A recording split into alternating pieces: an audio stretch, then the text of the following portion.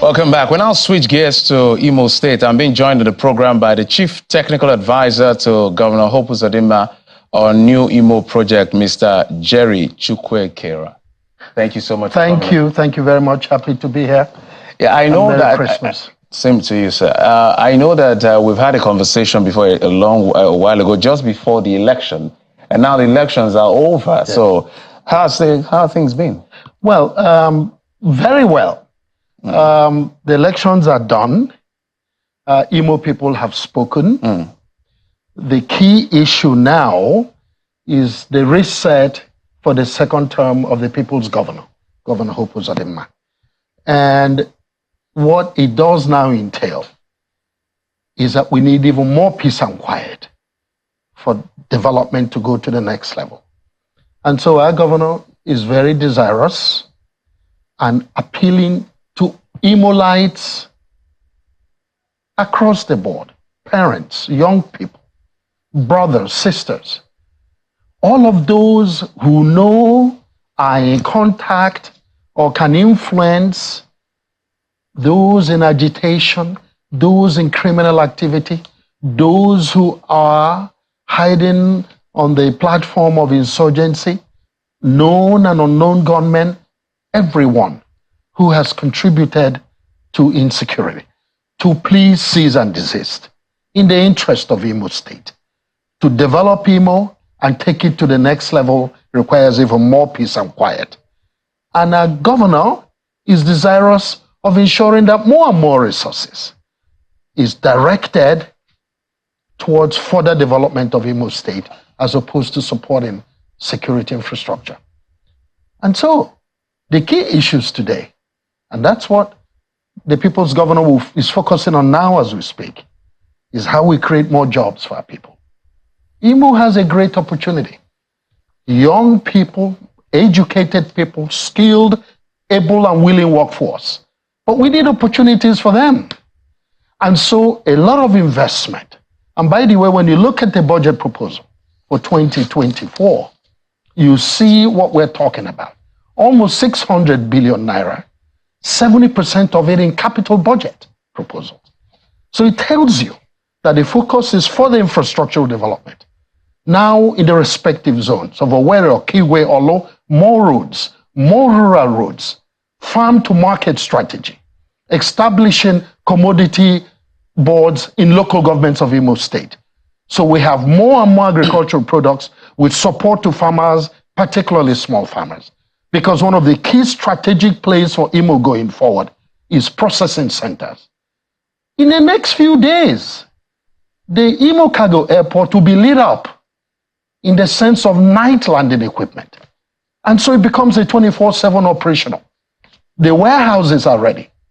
So we need, and that's what the people's governor desires to do, to deploy the Imo Cargo Airport. So we get a lot of things going on, but we need more peace and quiet. Yeah, well, we're going to come to the issue of peace and quiet because that record doesn't look too nice as far as the last 4 years is concerned. Listening to you, to look like the governor just came on, but he's been sitting there for almost 4 years. And by next year, when he's sworn in, it's going to be complete 4 years for another 4-year term. And you're talking about employment. The numbers that come out from Imo State are not quite a delight when it comes to unemployment numbers. Q2 of 2020, record from the MBS, shows that Imo has a worse unemployment number, almost 50%. So one is wondering, in the last 4 years, what exactly has the governor done differently to, reverse that number? I have two questions on that, but yes. Let me respond to that first. Well, straightforward. I want you to remember the circumstance in which the people's governor came. The insecurity and a lot of it that we experienced in Imo was politically contrived. Now we're not crying the blues anymore. We understand what's happened. Look at all of the work the man did under a tough security situation. We've moved infrastructure to a very high level in Imo. Look at the roads, the networks, from Owerri to Kiwe or Olo. Look at what's happened to education, strengthening the educational system. Look at what's happening even in the attempts to create more jobs in Imo's scale up and computer literacy in Imo, empowering people, empowering over 20,000 youths to bring them into the global workforce.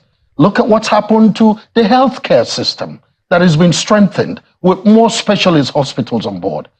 But the numbers we see from your healthcare spending per capita doesn't look good. Are you aware of that? Yes, sir, but listen. It doesn't look good. But let me tell you something. More of the budget of 2024 I think my question would coming. be, you're saying a lot of glowing things about the government, investment here, investment there. We're talking about impact on the people at the end of the day, which is what is more important to the people at the end of whatever it is. Because I was speaking with the minister and I said, look, nobody's going to reward you for effort. Everybody's going to reward you for result, no matter how good or well-intentioned your effort is. If it doesn't come out with that necessary result, and that even brings me to the question, before the election, the governor has promised some young people, I think somewhere in September, there's going to send about 4,000 people abroad for employment in Europe. And the state has a huge unemployment number. What happened to that? This is December. Well, just a reminder. Let me. I'm not talking now social media warriors. I'm talking about what's on the ground. Did the governor say he's going to send 4,000 youths abroad for employment? Did he or didn't say it? Let me tell you what the governor said. You're referring to a statement he made when we were graduating 15,000 youth in the Imo Scale Up program. And he was talking about the fact that 40,000 more youth were being enrolled in the cohort 3 to be trained and certified and equipped so they become part of the global workforce and get government support to travel to Europe because they're in demand. Are you telling us on national TV that the governor did not expressly say, as we listen, that he's going to send 4,000 youths by December 2023 to get jobs in Europe? Is that what you're saying? No, that's not what I'm saying. So what is the debate? What I am saying is that the governor and people who run the Imo Scale Up strategy are engaging up to now and more with more and more members of the international community who seek the skilled and certified workforce that has come out of Scale Up Imo.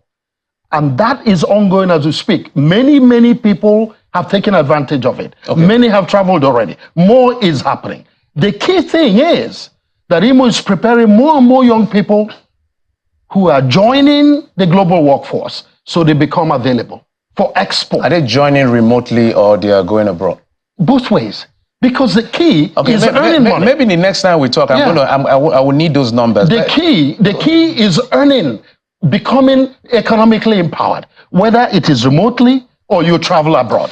The key is employment. Your role is quite strategic, Chief Technical Advisor on the New Imo project, which has to do with the economy. And the number shows that Imo State is the 9th most indebted state. Let's even leave that for it. What is even concerning for me when I look at the numbers is that your IGR dropped by 18%. And what it looks like now is that by the percentage proportion dependence on FAC, when you look at what comes from IGR and every other source and FAC, Imo State is 62% dependent on FAC. What is the governor and your team doing to let me comment on that. The question is, what was the Imo debt profile when the people's governor came to power? 164 billion. Exactly. It was very high. Now. And it's over 200 billion now. Yeah, but listen to this. For over 4 years, look how it was built up before him. The key is our governor, under the security challenge that was unprecedented, that if not for him and his robustness and steadfastness, criminality and insurgency was going to overrun our state. He's done a great job holding the ground. Because what's happened here is our governor, in addition to managing the debt carefully, has been able to deploy a lot of resources in infrastructural development, as well as supporting security infrastructure and security agents in Imo State to hold the peace.